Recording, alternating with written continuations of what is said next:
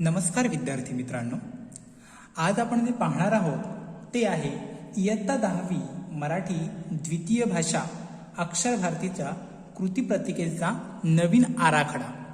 आता हा आराखडा कसा आहे, हा आराखडा समजावून घेणं खूप महत्त्वाचं आहे। या आराखड्यामध्ये तुम्ही पाहू शकता, तुम्ही जी परीक्षा देणार आहात बोर्डाची, आप जो एग्जाम देने वाले हो बोर्ड की, उस बोर्ड की क्वेश्चन पेपर का जो पैटर्न है, ये पैटर्न मतलब आपका ये कृति पत्रिका जिसे कहते हैं हम। आप इंग्लिश, हिंदी, मराठी इन तीनों लैंग्वेज में देखते होंगे जो कृति पत्रिका है। यहाँ आपको क्या करना है, आपको ऑब्जर्वेशन कर कर उसके आंसर्स देने हैं, जैसे सीन पैसेज, अनसीन पैसेज। हाँ, इस प्रकार से जो पैसेज आते हैं उनके आंसर देके आपको वो कंप्लीट करना है। उसी प्रकार से अब ये जो आराखड़ा है, ये आराखड़ा, ये पैटर्न, पेपर पैटर्न कैसा है वो आपको एक ब एक मैं आपको समझाता जाऊंगा। अब इसमें कैसा है कि ये जो आपको ये 10वीं का जो सफर है, ये शुरू करने से पहले आपको ये जान लेना बहुत जरूरी है कि आपका पेपर पैटर्न कैसा है, क्योंकि बहुत सारे बच्चे क्या करते हैं, कंफ्यूजन करते हैं। इसीलिए वो कंफ्यूजन दूर हो, इसीलिए मैं ये वीडियो बना रहा हूँ। इसीलिए आप ये वीडियो एंड तक देखिए कि क्या है। ये वीडियो में 2 भागों में बनाने जा रहा हूँ। पहला भाग मतलब lessons, poem and rapid reading के ऊपर होगा, मतलब गद्य, पद्य आणि स्थूल वाचन। और दूसरा जो भाग होगा वो भाषाभ्यास और उपयोजित लेखन पे होगा। तो हम स्टार्ट करते हैं कि कैसा होगा ये। तो देखो यहाँ पे लिखा हुआ है, आप देख रहे होंगे, कृति पत्रिकेचा नवीन आराखडा, इयत्ता 10वी मराठी। और इसके जो गुण है, मार्क्स है, वो है 80। ये 3 घंटे का पेपर होता है जो आप देख रहे हो। अब इसमें पहले का क्या होता है, पहला जो पड़ाव है कौन सा है, तो पहला पड़ाव पार्ट 1 विभाग 1 गद्य। गद्य मीन्स लेसन। ये लेसन के ऊपर आपको 18 मार्क्स के लिए क्वेश्चन आएंगे। ये 18 मार्क्स का पार्ट है। 18 मार्क्स आपके गद्य के लिए है, लेसन के लिए। जो पूरे लेसन होंगे वो लेसन आपको 18 मार्क्स के लिए आएंगे। अब वो कैसे आएंगे वो मैं अभी आपको बता रहा हूं। जो इसका पहला प्रश्न होगा, इसमें प्रश्न जो प्रश्न पहला है विभाग 1 का, विभाग 1 मतलब प्रश्न 1, ये ध्यान में रखिए। विभाग 1 मतलब प्रश्न 1। ये प्रश्न 1 में 3 विभाग होंगे, मतलब 3 सब क्वेश्चन होंगे, अ, आ और ई। अ, आ और ई, ये टोटल पूरे करके 18 मार्क्स के लिए है, ये जान लीजिए। प्रश्न पहला अ में होगा पठित उतारा। पठित उतारा मतलब सीन पैसेज। सीन पैसेज आपको कितने मार्क्स के लिए आएगा, 7 मार्क्स के लिए, 7 मार्क्स के लिए। इसमें कौन से क्वेश्चंस होंगे, इजी है। हर एक क्वेश्चन आपको, पहले 2 क्वेश्चन 2-2 मार्क्स के लिए होंगे, और आखिरी जो तीसरा है वो होगा आपका 3 मार्क्स के लिए। कितने मार्क्स के लिए, 3 मार्क्स के लिए। तो देखते हैं पहला जो प्रश्न होगा आपका, इसमें ये पठित उतारा, वापस जान लीजिए, ये जो पठित उतारा है, जो सीन पैसेज है, वो 7 मार्क्स के लिए होगा आपका। मतलब प्रश्न 1 का अ, प्रश्न 1 अ पठित उतारा सीन पैसेज 7 मार्क्स। इसमें पहला प्रश्न होगा आकलन कृति पे। अब ये आकलन कृति में कैसे प्रश्न आते हैं, जो ऑब्जेक्टिव क्वेश्चंस है वो आपको आकलन कृति में दिखाई देंगे, और ये क्वेश्चंस 2 मार्क्स के लिए होते हैं। वैसे ही उसमें दूसरा प्रश्न होगा, वो भी आकलन कृति पे होगा, और ये भी ऑब्जेक्टिव टाइप क्वेश्चंस होंगे। वो भी आपको कितने मार्क्स के लिए होगा, 2 मार्क्स के लिए होगा। इसके बाद जो तीसरा प्रश्न आता है वो है स्वमत। स्वमत मतलब आपका मत। आपका मत क्या है, उस पर जो क्वेश्चंस पूछा जाएगा आपको, उस पे आपका मत प्रकट करना है, उसे कहते हैं स्वमत। स्वमत मतलब खुद का मत। हाँ, इस प्रकार से स्व मतलब खुद, मत मतलब आपका जो व्यू है वो आपको व्यू वहां पे रखना है, जो आपका मत है वहां पे, इसलिए स्वमत। अब ये स्वमत 3 मार्क्स के लिए होता है। तो ये आपको कितने वाक्यों में लिखना होगा, इसके लिए वाक्य की मतलब गाइडलाइन कितनी है, हाँ, कितने वाक्यों में लिखना होगा, तो 8 से 10, 8 से 10, हाँ, 8 या 10 लाइन का आपको ये क्वेश्चन का आंसर लिखना है, स्वमत। और स्वमत हर वक्त आपका पॉजिटिव चाहिए। ये ध्यान में रखना है। जो भी मत आप वहां पे प्रकट करोगे वो पॉजिटिव होना चाहिए। ये हो गया पहला प्रश्न का अ, जो 7 मार्क्स के लिए, मतलब 2, 2 4 और 3 7, ये 7 मार्क्स का पहला। अब इसमें ही दूसरा सब क्वेश्चन से आ, ये भी आपका पठित उतारा है। हाँ, ये भी आपका पठित उतारा होगा। ये पठित उतारा इसे ही सीन पैसेज कहते हैं। ये भी कितने मार्क्स के लिए होगा? 7 मार्क्स के लिए होगा। अब देखो, इसमें बहुत बार ऐसे होता है कि जो पहला पैसेज है वो पैसेज मतलब फर्स्ट जो पोर्शन होता है उसमें से आता है, और जो सेकंड उतारा है मतलब जो पैसेज है वो पैसेज आपको सेकंड जो मतलब सेमिस्टर का बाद का जो पोर्शन होता है उसमें, मतलब आपके ये दो अलग अलग, मतलब जो आप देखोगे आपका विभाग 1 आपको दिया होगा, 4 विभाग है ना आपके इसमें, विभाग 1 और 2 में से ये पैसेज आएगा, और विभाग 3 और 4 में से ये सेकंड पैसेज आएगा, सीन पैसेज। तो पठित उतारा 7 मार्क्स का, सेम वैसे ही आकलन कृति 2 मार्क्स के लिए जो ऑब्जेक्टिव क्वेश्चंस होंगे, उसी प्रकार से पठित उतारा दूसरी आकलन कृति वो भी ऑब्जेक्टिव होगी, वो भी 2 मार्क्स के लिए, और स्वमत वैसे ही आएगा, और 8 से 10 मार्क्स के लिए वो भी 3 मार्क्स के लिए आएगा, और 8 से 10 वाक्य आपको उसमें लिखने हैं। उसके बाद तीसरा सब क्वेश्चन है ई माने अपठित उतारा। अपठित उतारा मतलब अनसीन पैसेज। ये अनसीन पैसेज आगे जाके आपको और किसी एक्टिविटी में काम आएगा, तो हम आगे बात करेंगे। अपठित उतारा आपको कितने मार्क्स के लिए आता है? 4 मार्क्स के लिए। इसमें दोनों भी कृतियां कैसी होती है? आकलन कृति, ऑब्जेक्टिव क्वेश्चंस होते हैं, इसीलिए डरने की कोई जरूरत नहीं। इसमें कोई पहले की तरह ब्रीफ आंसर का क्वेश्चंस नहीं है, पहले की तरह दूसरा कुछ नहीं है। अब आपको सिर्फ आकलन कृति ऑब्जेक्टिव क्वेश्चंस आएंगे, वो भी 2-2 मार्क्स के लिए, क्योंकि ये कितने मार्क्स के लिए है? 4। ऐसे ये पूरा गद्य विभाग लेसन पार्ट जो विभाग 1 है वो 80 मार्क्स का है। 7 और 7 14, 14 और 4 18, मतलब 18 मार्क्स। तो ये आपको समझ में आ गया होगा, ये मैं ऐसी आशा करता हूं। अगर आपको कोई क्वेश्चंस होंगे तो आप मुझे कमेंट्स में भी बता सकते हो। अब हमारा अगला विभाग है विभाग 2। विभाग 2 मतलब प्रश्न क्रमांक 2। विभाग 2 मतलब प्रश्न क्रमांक 2। विभाग 2 ये पद्य से रिलेटेड है, मतलब पोएम। विभाग 2 ये पद्य से रिलेटेड है, मतलब पोएम। ये कितने मार्क्स के लिए होगा? 16 मार्क्स के लिए। इसमें भी 2 सब क्वेश्चन है। एक है जिसमें पठित पद्य आएगा, मतलब सीन पोएम आएगी, और दूसरा आ, ये जो कृति है जिस तरह हमने रसग्रहण एप्रिसिएशन किया था उसी आधार पर अब कविता पे जो कुछ मुद्दे दिए जाते हैं, पॉइंट्स, उस पॉइंट्स को हमें कवर करना है, जो आगे बताऊंगा। अब देखो, प्रश्न क्रमांक 2 पद्य है पठित पद्य। पठित पद्य मतलब सीन पोएम, जिसे आप इंग्लिश में भी देखते होंगे, हिंदी में भी देखते होंगे। ये पठित पद्य है, जो पठित मतलब आपको सिखाया गया हुआ, जो आपको सीखने के लिए है टेक्स्ट बुक में। तो पठित पद्य है मतलब कविता। ये सीन पोएम आपको 8 मार्क्स के लिए आएगी। कितने मार्क्स के लिए आएगी?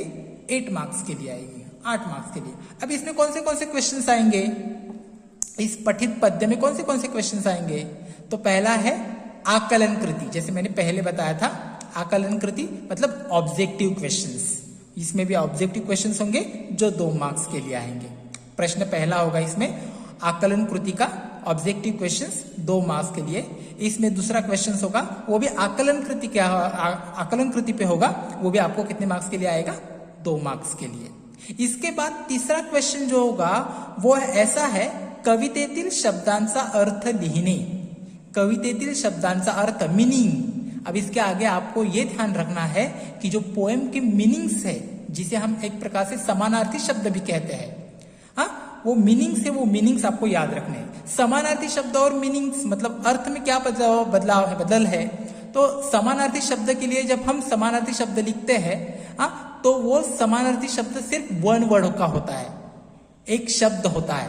पर मीनिंग में आप ना 2 से 3 शब्दों का भी मीनिंग मतलब वहां पे लिख सकते हो। जैसे आप मीनिंग देखते होंगे, पोएम सिखाते वक्त टीचर्स आपको मीनिंग देते होंगे लिखकर, या आपको बताते होंगे या टेक्स्ट बुक के नीचे होते हैं वो मीनिंग्स, पोएम के मीनिंग्स। यहाँ पे आपको आगे ध्यान रखना है कि इसके आगे जो कोई पोएम है आपके टेक्स्ट बुक में, उसके मीनिंग आपको याद रखने हैं, क्योंकि वो आपको 4 शब्दों की मीनिंग लिखकर आपको 2 मार्क्स दिला सकते हैं।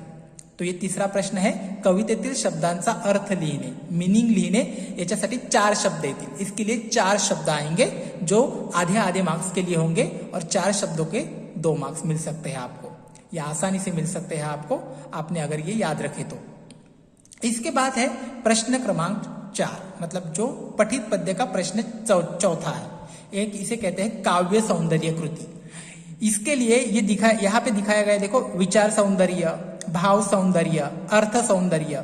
इसके आधार पर ना आपके पोएम के नीचे बहुत सारे क्वेश्चंस दिए होते हैं जो स्वमत के आधार पे होते हैं या अलग अलग कृतियों पे होते हैं, जिसपे मीनिंग्स पूछा जाता है, हाँ, अर्थ पूछा जाता है। विचार सौंदर्य मतलब उस प्रश्न में का विचार क्या है, उस प्रश्न में भावार्थ जिसे कहते हैं, भाव क्या है। अर्थ मतलब उस जो लाइन है पोएम की, उसका मीनिंग आपको यहाँ पे बताना है। तो इसमें से किसी भी एक पर, मतलब 3 पैकी 1, मतलब तीनों में से कोई भी एक टॉपिक के ऊपर आपको प्रश्न पूछा जा सकता है, जो आपके पोएम के नीचे है। आपको अलग देखने की जरूरत भी नहीं है, जो आपके पोएम के नीचे होंगे उसी आधार पर आपको यह प्रश्न पूछे जाते हैं, जिसे काव्य सौंदर्य कहा जाता है। तो इस प्रकार प्रश्न क्रमांक 2 जो पद्य है विभाग, उसका पठित पद्य मतलब सीन पोएम की जो है वो 8 मार्क्स के लिए होगा।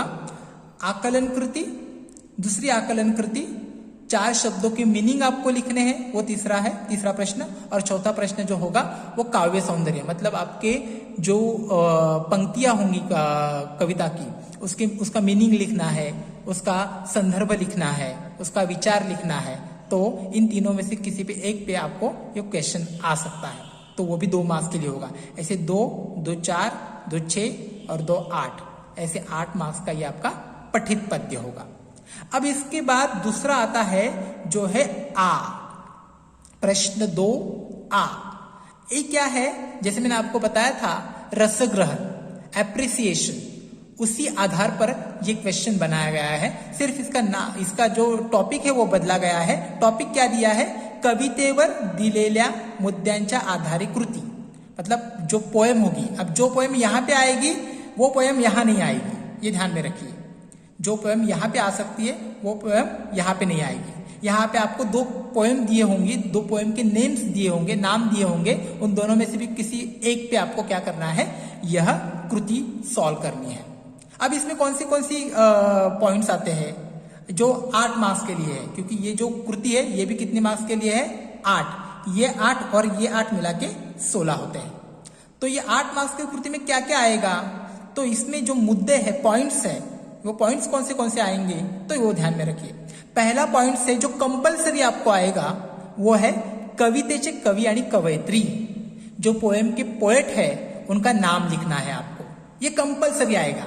इसीलिए जितने भी पोएम्स है उन पोएट के, या पोएट है जो है फीमेल पोएट हो या मेल पोएट हो, उनके नाम आपको याद रखने हैं, जो आपको 1 मार्क्स दिला सकता है। दूसरे इसमें है कविताचा विषय, कवितेचा विषय। कवितेचा विषय म्हणजे काय, ये भी 1 मार्क्स के लिए, ये भी कंपल्सरी है। ये फर्स्ट एंड सेकंड जो क्वेश्चंस है, फर्स्ट एंड सेकंड जो मुद्दे है, पॉइंट्स है, वो आपको कंपल्सरी आएंगे 1-1 मार्क्स के लिए। कवितेचा विषय कहाँ पे मिलेगा आपको, कवितेचा विषय जो आपकी पोएम की, जो पोएम का परिचय दिया होता है ना, आप ऊपर देखोगे पोएम के ऊपर परिचय दिया होता है पोएट का। उस पोएट के परिचय में जो सेकंड पैरा होता है, फर्स्ट पैरा मतलब पोएट का, जो पोएट की जानकारी होती है, और सेकंड पैरा जो होता है ना लास्ट वाला, वो सेकंड पैरा मतलब आपका कवितेचा विषय, तुमच्या कवितेचा विषय असणार है, तो आपको वो वही से मिलेगा। तो ये जो 2 पॉइंट है वो कंपल्सरी आपको आएंगे और आपको इजीली मार्क्स दिला सकते हैं। हाँ, इस प्रकार से अब ये हो गया 1, 1, 2, मतलब 8 में से 2 हो गए। अब बचे कितने, तो 6। अब 6 में कौन से पॉइंट आएंगे, तो यह यहाँ पे है, तो ये कंपल्सरी, ये ध्यान में रखना है आपको, ये कंपल्सरी है, ये कंपल्सरी है। अब इसमें इन चारों में से कोई भी आपको 3 आएंगे, ये चारों में से कोई भी आपको 3 आएंगे। अब कोई भी 3 आ सकते हैं वैसे उस प्रकार से, पर ज्यादातर कैसे आता है कि दिलेल्या ओळींचा सरळ अर्थ आणि कवितेतील दिलेल्या 4 शब्दांचा अर्थ लिहिणे, इन दोनों में से कोई भी एक आता है, इन दोनों में से कोई भी एक आता है ज्यादातर, उस प्रकार से। अब देखते हैं ये क्या है। दिलेल्या ओळींचा सरळ अर्थ लिहिणे, आपके पोएम में 2 पंक्तियां दी होंगी, उसका मीनिंग आपको लिखना है, और वो मीनिंग जब आप लिखोगे तो मीनिंग आपको 2 मार्क्स के लिए होगा। इस रसग्रहण पे मैं अगला वीडियो भी पूरा बनाऊंगा जो आपको डिटेल में बताऊंगा। अब यहाँ पे सिर्फ मैं आपको जानकारी दे रहा हूं। प्रश्न चौथा होगा इसमें, चौथा मुद्दा पॉइंट, कवितेतील 4 शब्दांचा अर्थ लिहिणे। सेम, कवितेतील 4 शब्दांचा अर्थ, कवितेतील 4 शब्दांचा अर्थ लिहिणे। जैसे मैंने आपको पहले बताया था कि यहाँ ऊपर देखिए, यहाँ पे बताया था कवितेतील शब्दांचा अर्थ लिहिणे। जो कोई भी आपको कृति आई उसमें आपको मीनिंग्स याद रखने हैं, ये ध्यान में रखिए। कवितेतील 4 शब्दांचा अर्थ ये भी आपको यहाँ पे 2 मार्क्स दिला सकता है, इसीलिए इसके आगे कविता के जो पोएम है, पोएम के जो मीनिंग्स है वो मीनिंग्स आपको याद रखने हैं, उस प्रकार।